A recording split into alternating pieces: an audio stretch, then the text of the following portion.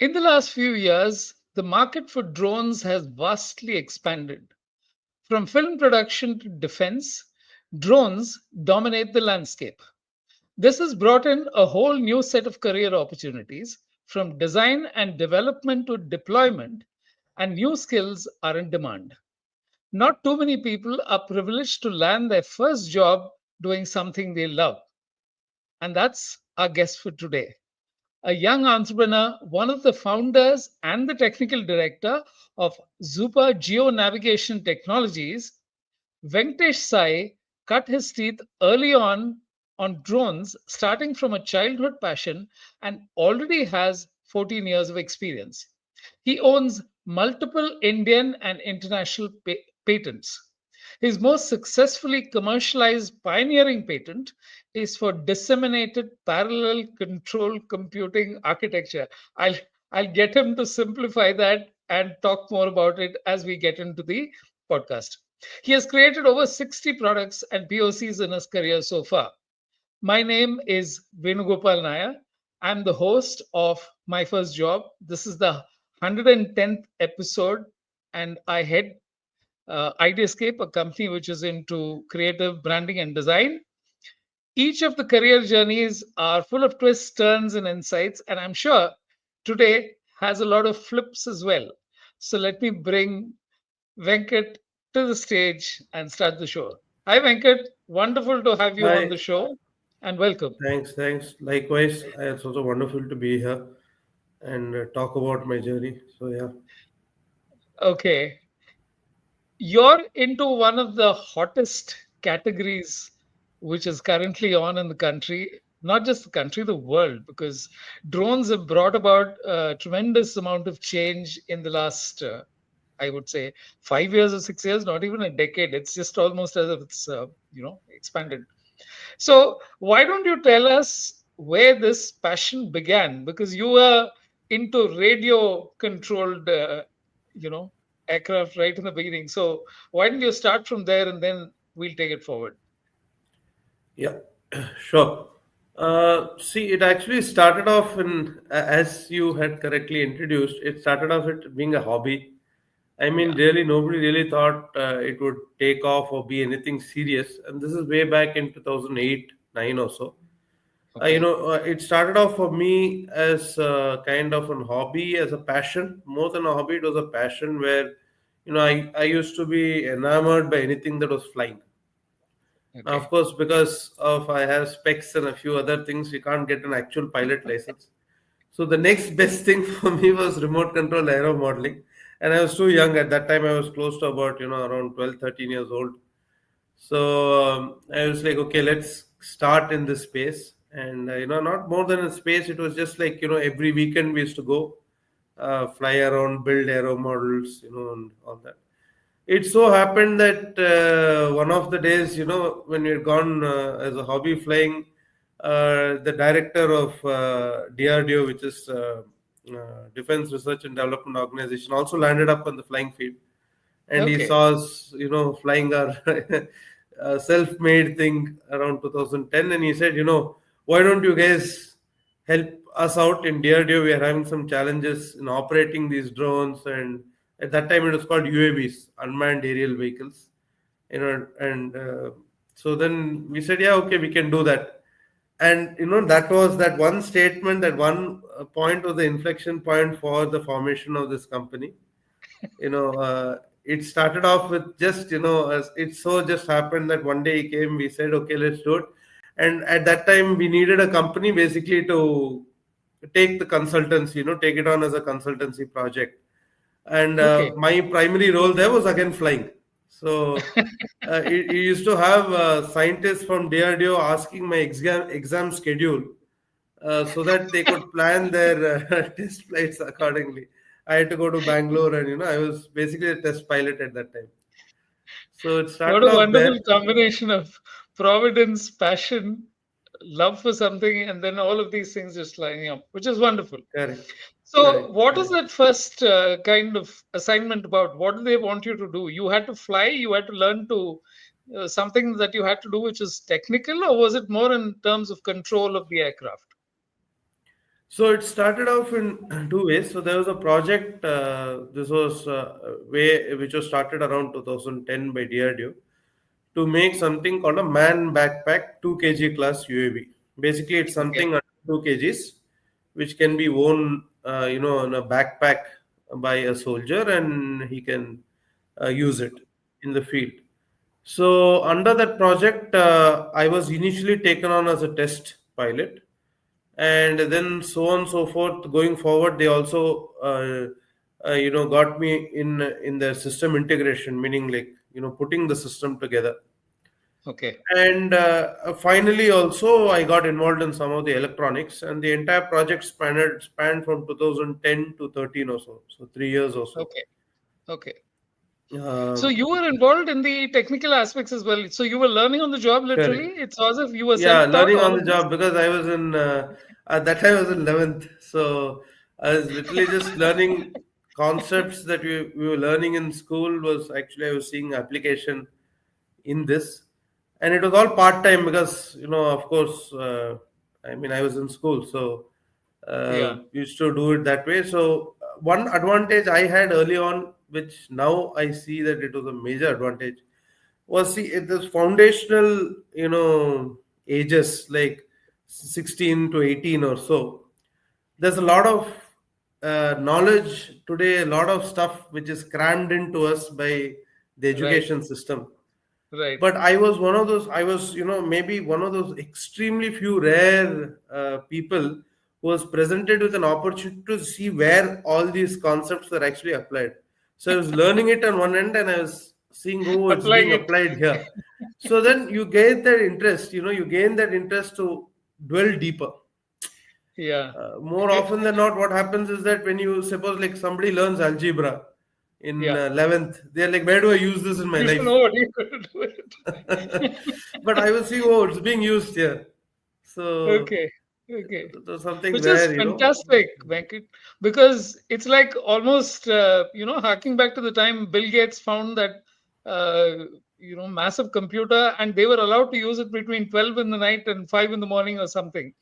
And that was correct, like absolutely one of the most unusual things to have come together. So, anyway, who knows? So correct, then, correct, uh, yeah. So then you did this first project, and then you found that your interest was actually growing. You correct. felt more So committed to this. exactly. So what happened was that going forward, see, at that time when we were doing at towards the end of the project, I was the primary system integrator for this project. So that means we used to get different modules from US, Canada, and like the flight control system. Flight control system is nothing like a motherboard for the drone. See, any drone, like how you have a motherboard for a laptop, you have the motherboards for the laptop. Similarly, you have a motherboard for a drone, which is called the flight control system or autopilot. Very colloquially put, it's called the autopilot. Okay. So we used to get it from different places. We used to have one vendor in Canada, then one in Europe. But at that time, that was a time when also there was a technology shift in the Indian ecosystem, and people were starting to look at technology. See, earlier businesses were more into real estate, retail, and various other of those traditional segments. You had that time, at least in 2013, at least in Chennai, where Hmm. you had SaaS products. You had Right. very very obscure ideas which were coming into the limelight, which today are not obscure. You had Swiggy, Food Panda, which came, and Food Panda picked up good. So Yeah. I think because of that also, as the fact that I was also involved in it, and additionally that I had gained some knowledge, I decided, okay, let me you know see how we can continue in this field. Of course, I had to juggle college and this also, but it was like something, okay, let me see how it can be scaled. And that is when actually more than anything we realized that if we really want to do something in the drone space, or at that time the UAV space, we had to get into the core motherboard. We had to make something like that, otherwise we are not going to be able to have a very sustainable business. And more than a sustainable business, if you're not doing something at the core very early on, it's more often than not that you get eroded over time. And we have seen many cases like that. Like, you have Nokia, you have various, Right. many cases.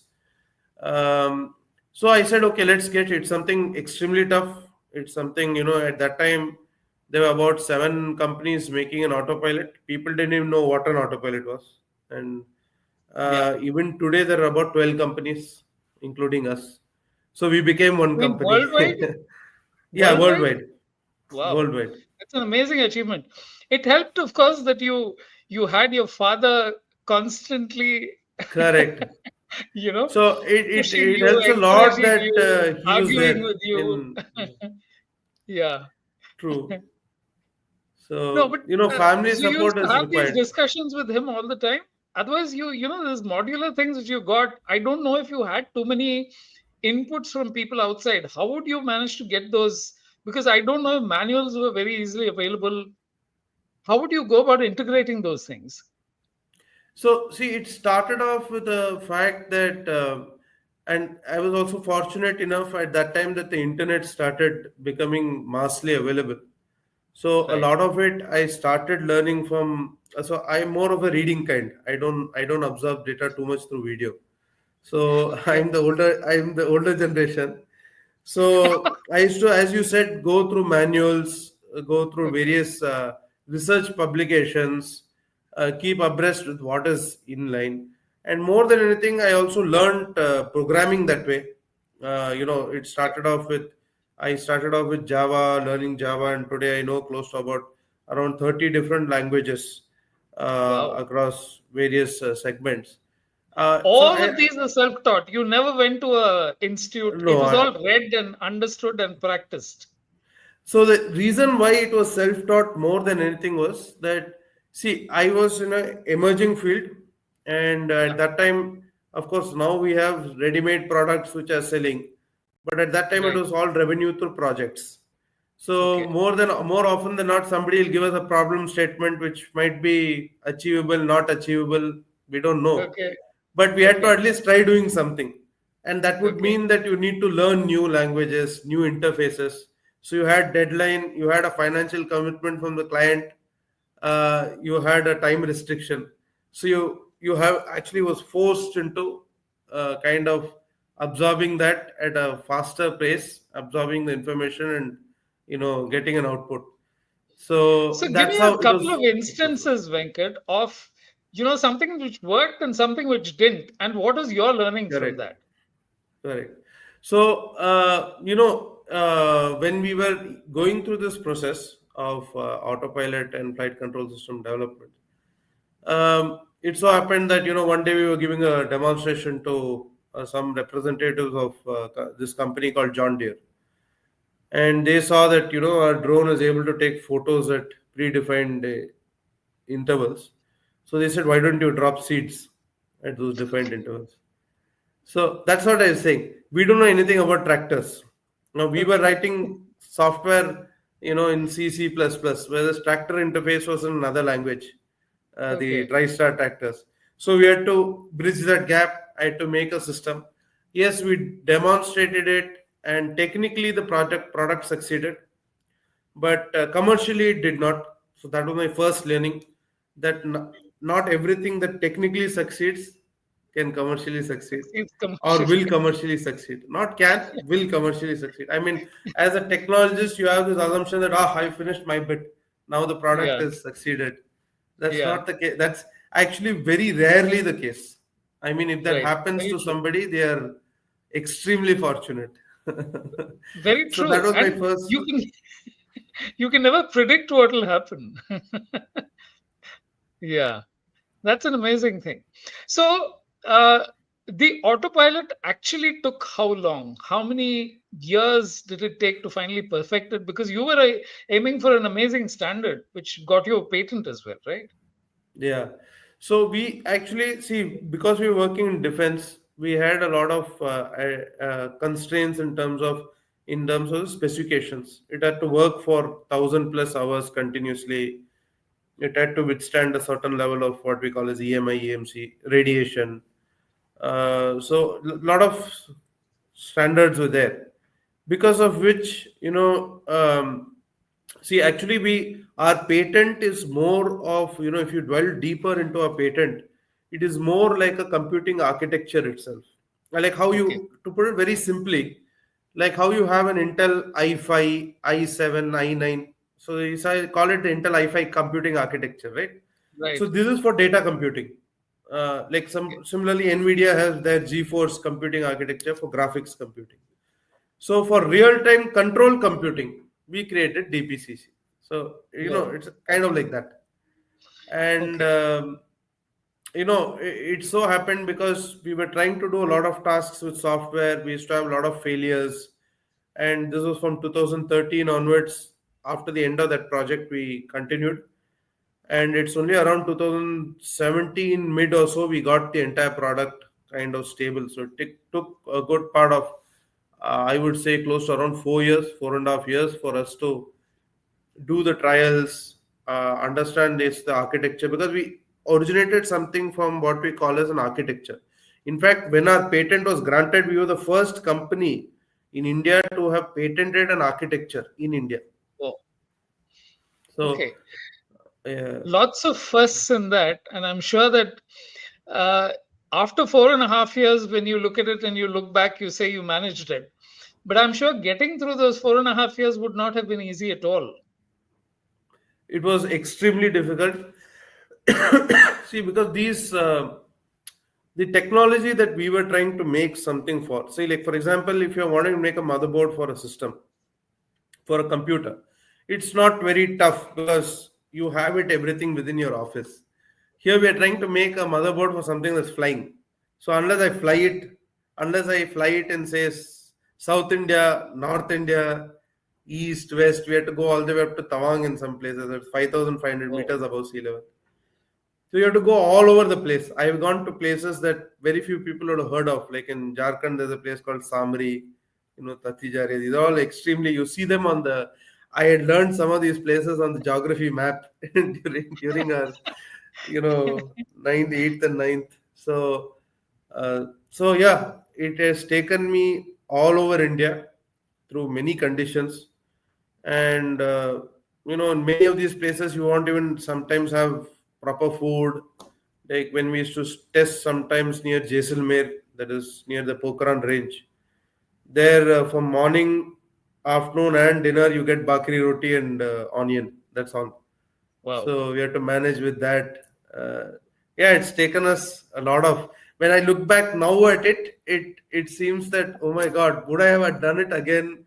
I mean, it's all the passion only which took us through that point. No, these are the things that really differentiate, uh, you know, a simple project from something that drives passion and finally you get the result. But I don't think this is something that people understand, especially when they're starting off. You've been, fortunate as far as certain things went, which is that aero modeling had started. Then you found, your father, who's co-founder, Sai Patabaram, also helped. He was able to guide and ensure that that part of it kept going. But it also Correct. meant a substantial amount of skilling on your own part. It meant that you couldn't go outside and try and figure out things because a whole lot of this is self driven. So, is it also a time of you understanding what you're capable of? Because it's only when you're pushed to a limit that you understand. I have to survive on bhakri roti and onions. Yes, I'll do it because I need to get this done. Correct. So, this is the part that people don't get. They think that it's just success is just one series of steps, but the steps may not be, it's not like you're climbing up, you're going down also substantially a lot of the time, which they Correct. don't seem to understand. So from what I've understood, I can define my entire journey in a very simple sentence. Say, starting a deep tech business like what we landed up with, I wouldn't say we created, because when we started off, we really didn't know that we are going to create something like this. We Yeah. landed up with having created a deep tech company. The journey was like, supposing somebody ran off a cliff without any parachute, you are falling Right. down. At the same time, you were somehow given, say materials to build a Inventing a plane. parachute. inventing inventing a parachute or building a plane, because parachute will get you down. The Yeah, plane, you have to make a plane to rise up again. very true. Very true. so Very true. so it was like that. I mean, that is the kind of journey that typically it has, and it has been even in the past. It's not something new actually. The fact is today it is, it kind of in the limelight. Many people are talking about it. But we have very, strong industrialists and, business entities who have been built in India itself, who have gone through a churn like this. So Yes. it That's is, part of the yeah, thing. it's part of the thing. Great. So, Venkat, I'll just, you're watching the My First Job podcast. I'm speaking to Venkatesh Sai, who's the technical director and co founder of Zuppa. Uh, and he's looking at building drones and ensuring that India is has the same kind of progress, makes the same kind of progress in drones, which is proving to be extremely important as far as most countries go today. So in the first segment, we talked of his passion and how it drove him and how he developed the first autopilot, patented it, and what it involved. In the next segment, I'll be talking to him about the potential for drones and how it has expanded from where they started it as a business to the possibilities that he sees in the future. So, Venkat, where is this going? You started off, I know that there were certain parts where you got the GPS, installed for several. So, if you can take us through what have been the milestones of what has happened so far. Sure. So, see, I mean, as just as starting as an anecdote, it is that it's never a straight line. It Yes. goes all over in between. In fact, it'll go behind, front, and then finally it Yeah. reaches somewhere. Yes. So it started off with us, as you said, correctly said. We made the autopilot. We got it out in 2017. We sold a few pieces, but then we hit our first roadblock, which was a major roadblock, which was the fact that in at that time, Indian drones in India were banned. It's very few people might know, but up to 2021, there was no legal way that a person like us would be able to manufacture and sell a drone, because even in your GST certificate, if you had the word drone mentioned, they would ask you to remove it because it was illegal to manufacture and sell or operate drones, because there was no rules. So we said, okay, we need to diversify.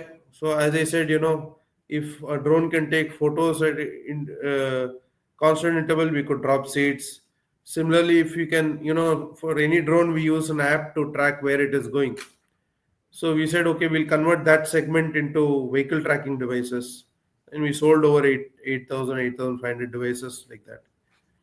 Then around 2020, 2020, as the drone rules finally came into play, we again got back into the segment.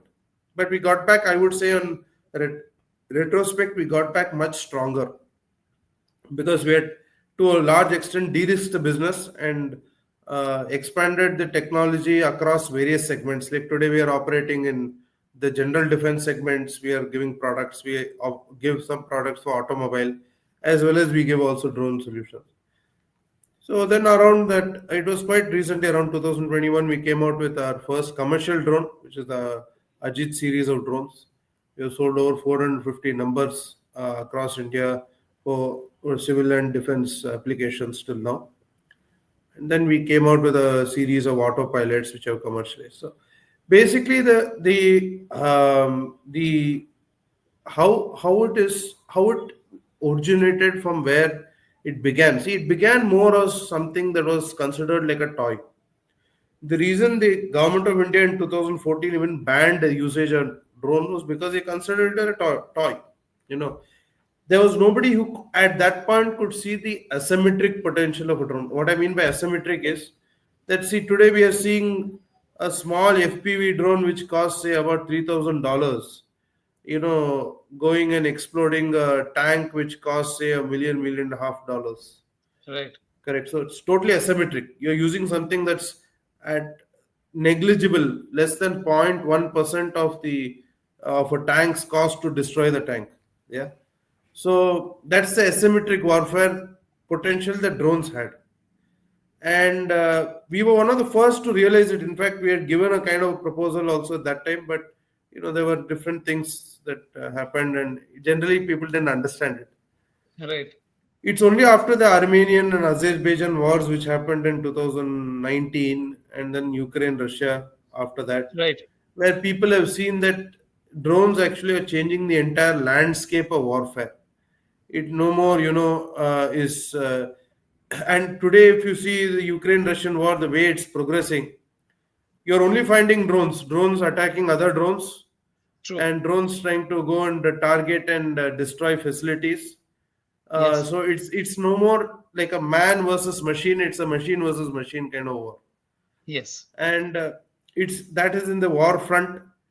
Similarly, if you see, applications like agriculture and others, where it's extremely manpower intensive, there also drones are playing a major role in terms of spraying and various applications. So it's that I would say it started off in everybody's perspective as a toy, but thankfully, because the toy was low cost, many people found many applications for it. And today it's become something serious.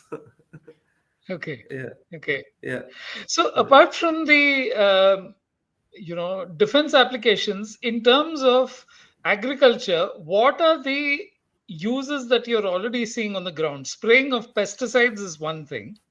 What are some of the other functionality that you're beginning to see? Yes. So, see, apart from the defense applications, in general, in many of the civilian applications, many of the general use cases, like terms, even if you take say logistics, medical logistics in remote areas, drones are Yes. revolutionizing that field. We have in fact partnered with a company and we supply them electronics. And around in the Uttarakhand and that area, Uttaranchal and Uttarakhand, those that Assam and eastern segment, they basically operate a medical delivery service using drones, which cover over 35-40 kilometers in one flight, to Wow. basically deliver medicines and medical equipment up to a maximum of 3 kgs in remote areas, extremely remote areas. Like, see, because there it's kind of it's I wouldn't say life or death, but it's a critical application because in many of these villages and remote areas, you really don't have advanced medical aids which are present. And it typically, because of the terrain and the way the roads, the mud roads and unformed roads are, it takes sometimes a person on a two-wheeler nearly around a day, 2 days to reach from the nearest Wow. medical camp. Whereas a Crazy. drone, typical VTOL drone that we working with that company, cuts that down from say around a minimum of 12 hours by two-wheeler down to 45 minutes. So you It's no get comparison. connect. There's no comparison because Yeah. in those specific applications, it's really revolutionizing, and those are not the ones that many people see. We are talking about urban logistics, a drone delivering you coffee and pizza. I don't think I per se from the industry. If you ask me today whether it's going to revolutionize the space, I don't see that possibility. I Yeah. mean, you're never going to be able to replace a guy, or operate it as cheap as a person on a two-wheeler. But in these Exactly. applications where it doesn't really, the cost is not much of a criteria. The main thing is to reach in a, extremely upgraded time. Those are the applications where it's really making a difference. What we are seeing is in medical logistics to remote places. Then we are seeing, over that is what we call as port to ship and ship to port logistics. So there are a lot of equipment which need to be offloaded and sent aboard ships every time they dock into a port, like say a port like Singapore. So if you see Airbus is revolutionizing there, they've already implemented a successful drone project where they have been able to increase the docking capacity of a port by close to 20%. How Wow. it's how they have been able to do this is that see typically a port had to come and dock at the terminal, and then you could onboard critical things like food and rations and water and other things. Whereas now with 50 and 100 kg lift drones, they basically send these rations and other things to the ship itself, which is docked, say about three or anchored, not docked, virtually docked. They call it as virtual docking stations. It was area So are where, these, just for my understanding, since you said weight is a criterion, do they do multiple trips with smaller yes, amount of yes. weights? Okay, Yes, so they do multiple trips because it's see what the estimate the economics that we have calculated and seen is that a typical say a 50 kg lift drone, uh, if it has to transport close to around 5 tons of load, that is close to about around approximately about 100 trips or so. Okay, right. but we might say, oh, 100 trips is quite a bit. But if you see, each of these trips are actually 3 or 4 minutes Sorry, in each of length. these trips are three or four? 3 or 4 minutes, actually. Okay, okay, It only takes 3 or 4 minutes for okay, the drone to reach the ship. okay. And then after that, another 3 or 4 minutes. So within 10 minutes, the trip is turned around. Wow. So what happens is that people are using it for rations. So not all the ships that come into the port actually require you to offload the material. Yeah, material Right, offloading we can't do it with drones because it doesn't make any right, economic sense. right, But rations, those ships who right. want rations, they want to up their rations, they don't need to Right. come into port. So it is basically Okay. off sea itself which is happening. So there it makes sense because they have seen that 100 trips in terms of fuel consumption is equivalent to one helicopter trip from the this thing to this thing. And if you talk about a high in demand port like say Singapore, the docking charges are way higher than the drones transportation cost. You'll be surprised. I mean, we came to know that an 8-hour docking charge is close to $300,000 for 8 hours at Wow. Singapore port, and that's for a medium-sized vessel. So No, it's fascinating how these, functionality and various uses are being. This was something I didn't know about at all, the docking part and the transfer. And as you very eloquently explained how it makes sense to be looking at it, I don't even think people have thought of drones as doing it, and it's already being done, right? It's already in place. correct. So there are a lot of So, niches where drones right, today are. See, it's right. not. See, the big things that we are seeing is in defense and say spraying, pesticide spraying. But there are a lot of niche applications where they're really making a big impact. Okay, okay. So tell me, are these trips, let's say between, they're making 100 trips, is it that you program it once and then say, okay, do this, and it just happens that way? Or is it that a person is required to fly these drones or they're on autopilot all the time? No, that's where the autopilot comes into play. So the moment the trip is chartered, it's like a typical, kind of a civil aviation kind of thing. You charter the trip on the drone, and you specify the number of legs that you need to operate. So then it would automatically operate that.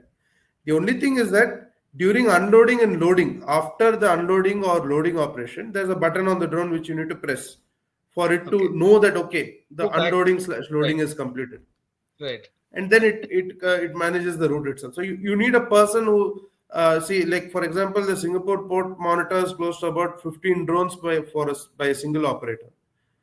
Wow. Uh, so they've gotten some lax rules which are not as strict as India, where it is possible to do that. So I would say in terms of logistics, in terms of agriculture, agriculture, there's another application where of course in India it's not very prevalent, but um, outside India, in countries like Europe and Southeast Asia also, for many of the rubber as well as cash crop plantations, they have found that if you do a survey with a drone equipped with what we call as an NDVI camera, normalized division vegetative index, it can give you the health of your field itself in real Wow. time. So how much of your field is cultivable currently, and how much has gone into loss? So what it does is, it just changes the thinking of say a plantation owner, from where he starts considering what is existing on his field as stock. So he can also make future decisions in the, they, most of the cash crops are sold in commodity markets. Okay. So they can make early in time decisions in terms of the stocking, offloading. So then, their revenues increase. We've seen that close to about 60 to 70% increase in their income is possible through using NDVI enabled cameras Oh, this on is drones. fascinating. So I would also assume that these very large stockyards in terms of spare parts and various other things, you can use precisely the same technology to kind of conduct an audit and figure out, okay, which one is what is going where, right? So that's a very good point. In fact, we're doing it with Hyundai Motors Limited. They're one of the first people who had approached us about 7 months, 8 months back for this kind of a Okay. solution. Okay. So they see they because they have a big issue, like what you said, is that you have serialized parts which have serial numbers which can be easily traced. You have enough solutions today, but you have stuff like molds, even things that they produce like fenders, body parts, which cannot be serialized when they are produced. Like for example, a bonnet doesn't have a serial number. You Oh, might able to okay. stick something onto it, but the paper Okay. might come out, it might get damaged. So you really Right. don't have a serial number which can be etched onto the bonnet. Okay. So it's Okay. it's like it basically lies in their stockyard. So for stockyard management, they basically use our drone, which is basically the Ajeet drone, and it has an AI enabled camera, so it captures the amount of material which is there at each zone, as well as basically how we read this is that it's stored in certain containers.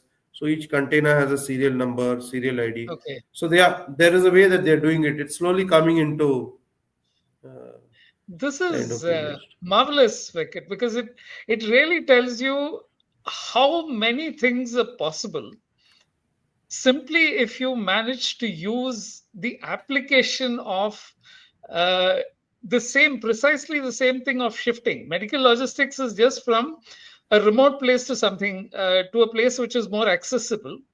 Whereas the port, it's almost as if it's saying that why are you doing multiple trips by helicopter, which is so much more when you can do it in a far more cost effective way. And what you just said in terms of the audit, which is again another fascinating example. This has been a wonderful, eye-opening aspect as to how much more is possible. You started off with. So let me just sum this up and then come back for the last segment of what this whole thing is about. So you're watching the My First Job podcast. Venkat just told me about how many fascinating new things are now opening up in terms of medical logistics, in terms of port transfers where ships don't have to dock, and sometimes they're saving money simply by transferring whatever needs to be shifted from the main harbor to the actual port.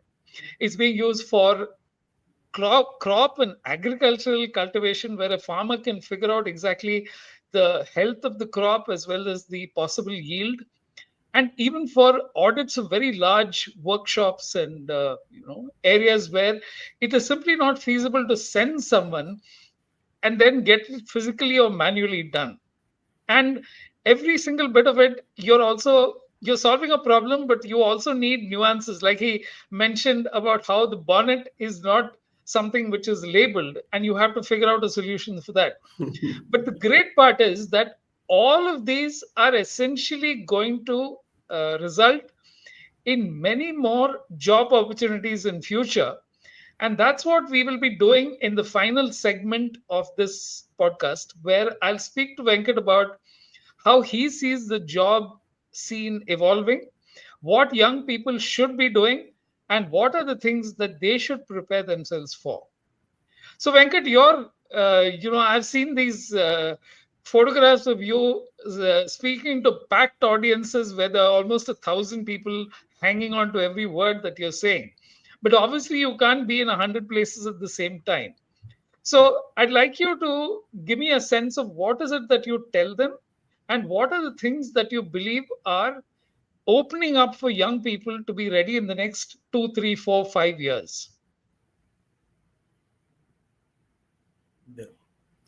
So, first thing is that see, there was always a perception, and today also there are a few people who keep talking about it, saying that you should look at a lot of stability. You should look at uh, see, stable jobs never really yield career growth. It is always inversely proportional.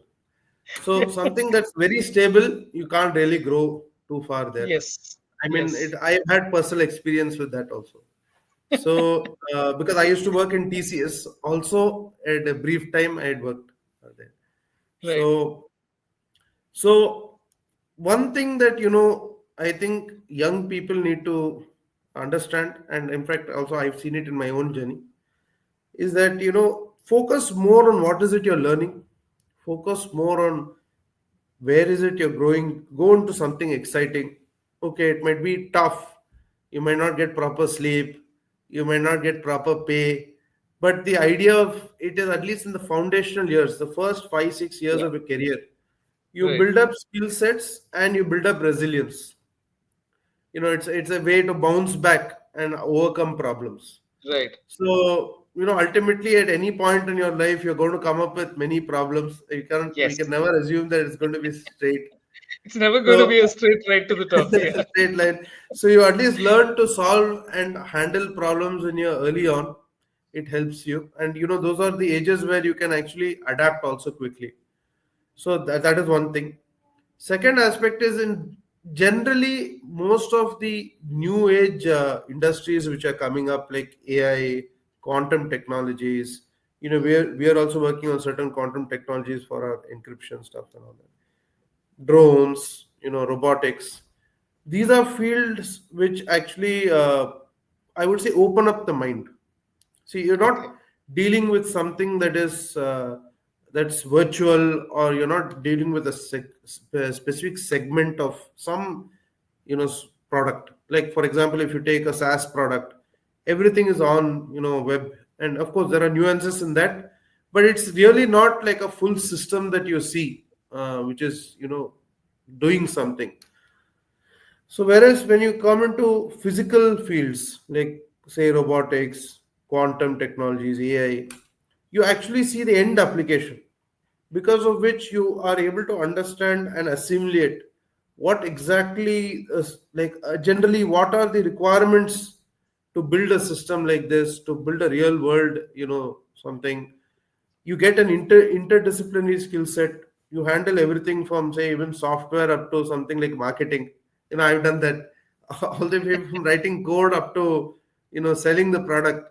So you learn skill sets which you normally would not learn in traditional companies.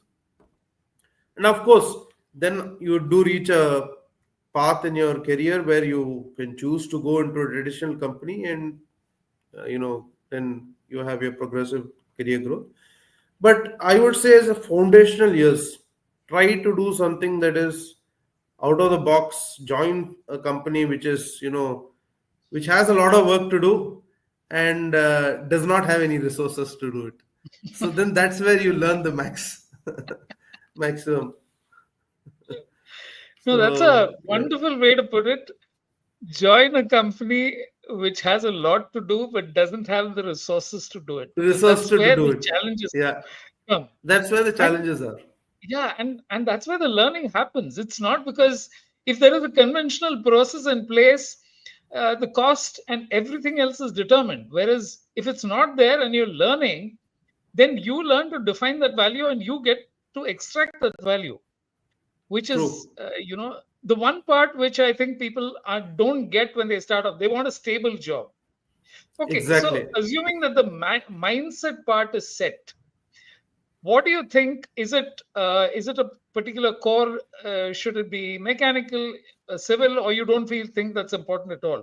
What are the kind of things, if they're looking at drones as a category, as a sector, what should they be doing? See, I would say that Per se, as a category, you really cannot see whatever we do, say in college, gets us to a point. Yeah. Right. After that, it is our own ability to assimilate knowledge which takes us forward. So I would say, it is more as a focus of thinking out of the box. Try doing something even if they are in college.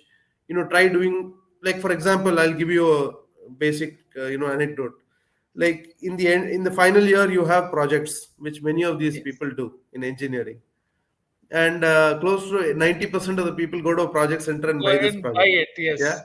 Yes. I would say don't do that.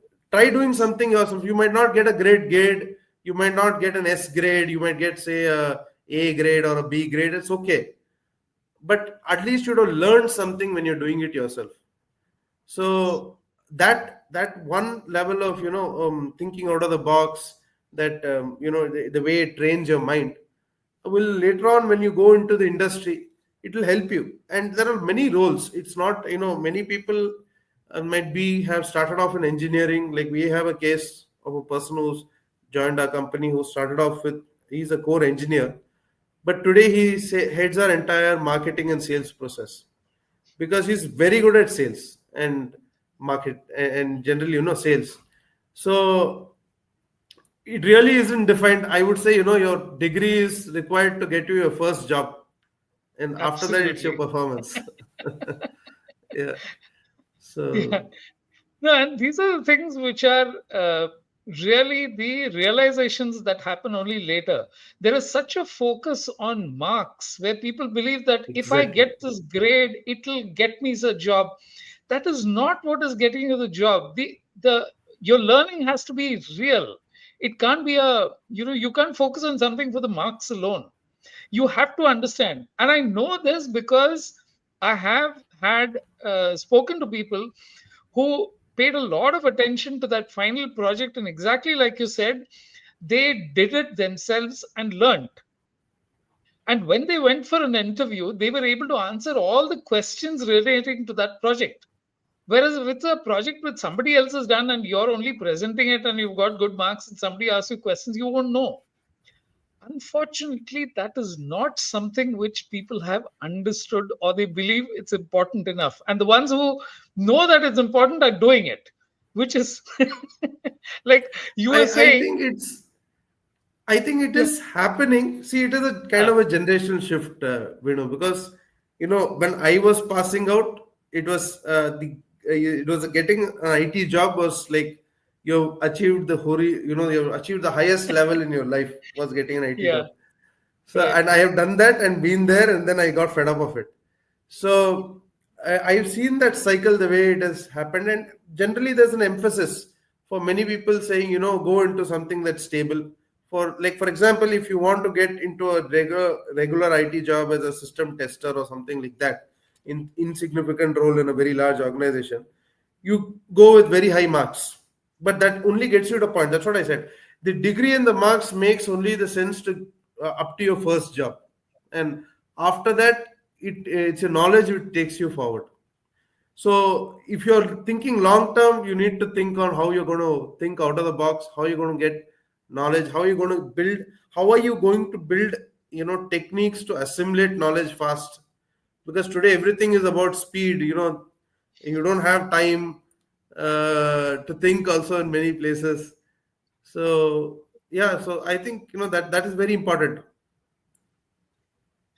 And precisely what you said, you are now getting to a point where people are coming to you and then saying, look, you're doing it for this. Is there any way that you can help us, even if it hasn't been done before? Which is Correct. precisely why, the fact that you've demonstrated abilities and problem solving in a different field altogether is what builds people, what gets them to come to you and then say, okay, what do we do with this next? But we've spoken of the asymmetry of defense uses. What are some of the other interesting niches that you're seeing open up? Because I thought whatever you just told me was fascinating, and I'm really seeing that as one of the most important aspects that people can focus on. I think even in marine areas where I just had a podcast about 5 or 6 weeks ago about how very few people are looking at the opportunities available in marine research. And I'm sure that, drones can be optimized for a whole lot of uh, work that is being done in those areas. What are some of the things which surprised you and got you going over the last few years? So, it's very nice you got off this marine thing because we have a project which we're doing currently. Okay. So you'll be very surprised today that regular, how much do you think something like, say, an INS Vikrant or Vikramaditya, how much do they cost? Any idea? I wouldn't even hazard a guess. What, a few So billion? 20 or close, 30 yeah, billion? close to about, 10,000 to 12,000 crores or so as a Okay. machine. Okay. Okay. Today, primary guidance of these systems in the sea are basically through GPS and what we call as INS, inertial navigation. Okay. But you'll be surprised because today a lot of GPS jamming. You'd have seen. Right. I'm sure Right. you'd have We're heard hearing a about lot of GPS that in jamming. the news. Yes. Yeah, in the air it's not much of an issue actually. Whereas in the Okay. sea, when your GPS gets jammed, you have water on all sides. You don't know where Right. you are. Right. Then a 10,000 crore aircraft carrier is guided by using stars, Wow. star-based navigation. So there is a requirement where see now today you might have read of a new technology which is called a QPS, quantum positioning system.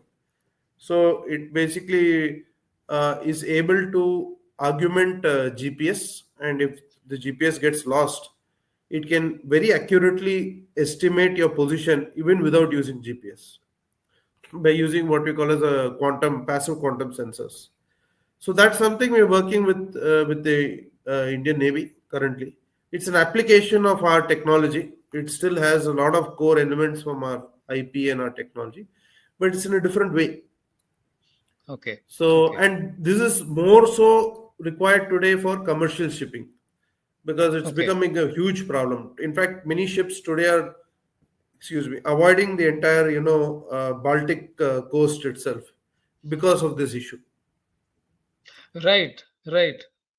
It's almost like the more asymmetric warfare gets to be an issue, the more you're going to find that people with limited resources are able to wreak havoc on supply chains.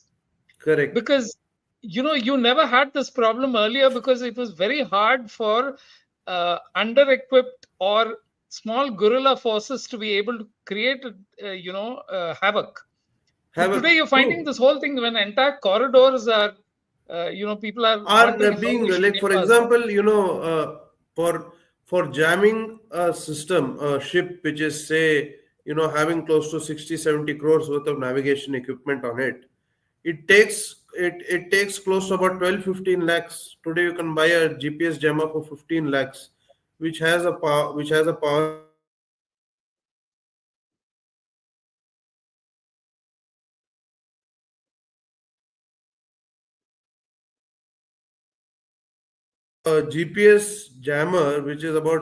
12 to 15 lakhs, which can jam 60 or 70 crores worth of navigation equipment. Okay. So it's totally asymmetric. They want new solutions at like they want new solutions yesterday. That's what everybody wants today. Yeah. Yeah. No, and like you mentioned, the speed at which things are changing because uh, there used to be a certain delivery schedule and you could wait for it to happen. And then, but now what you're seeing is that the throughput is uh, required to be at an insane level of efficiency. So I guess those are the things which, people will be constantly debating and trying to figure solutions for. Now, in your own company, there are Ajeet, which you developed entirely was homegrown.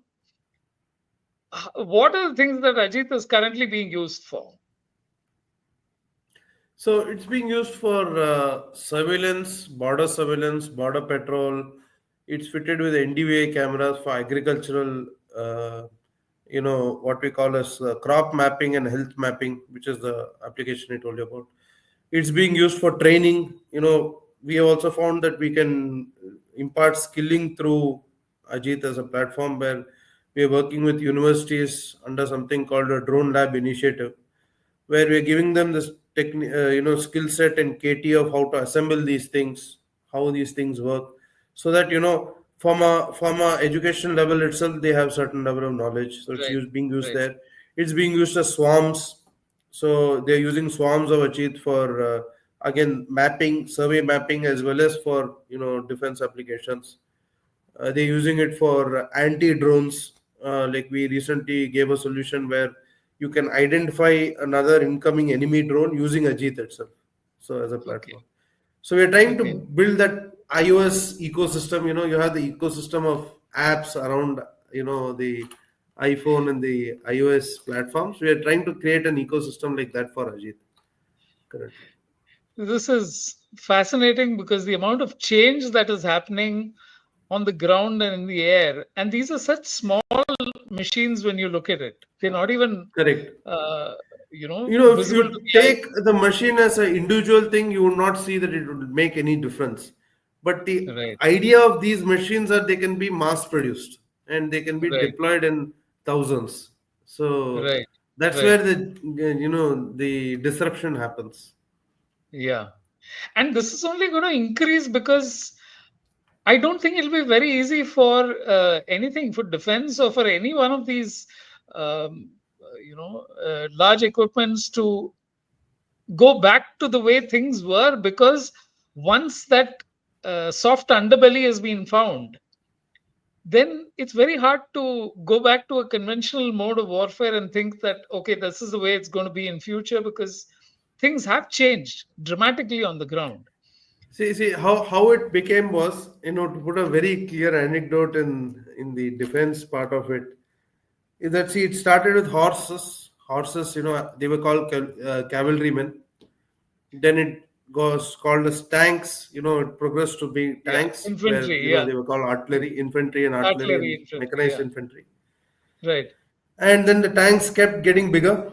Yeah. Yeah, So today the tanks are becoming, now they're going back, where under defense initiative we have something called FICV, where Future Intelligent Combat Vehicle. People are talking about removing the person from the tank, taking out all whoa. the armor, taking out all the armor, using it as a remote gun. That's it. So they send that gun to one point and fire from there. So if it gets destroyed, it's not an issue, because the cost of a tank was Yeah, only increased, and its cost only increased for safety and security of the people inside. right. Today that is compromised because something that is $3,000-4,000 can destroy a tank, which is Wow, worth a few $1 million. absolutely. So everybody is now rushing back behind, saying that, okay, take out everything and strip it down, send it as an unmanned platform. So Amazing. you'll have Venkat, I think we can. ground, Yeah. you'll have ground robots fighting with air robots, fighting with water robots. So I mean, that's happening. It's happening today. No, this is amazing. We can just keep going on, but unfortunately, our time is up for today. Thank you for a fascinating, discussion on the possibilities and the areas where drones are making such a big difference. And thank you for what you do. Congratulations on your patents and the achievements that you have had so far. And here's wishing you and Zuppa the very best in the future. Thank you for Thanks. coming on the Thanks. podcast, Venkat. Thanks a lot. I loved it here. It is really nice. Thank Okay, you. great. That was Venkatesh Sai, Technical Director of Zuppa, and the amount of progress that they're making on drones is amazing. Next week we'll be back with another guest, another career journey. Until then, keep watching, subscribe, share, and spread the word.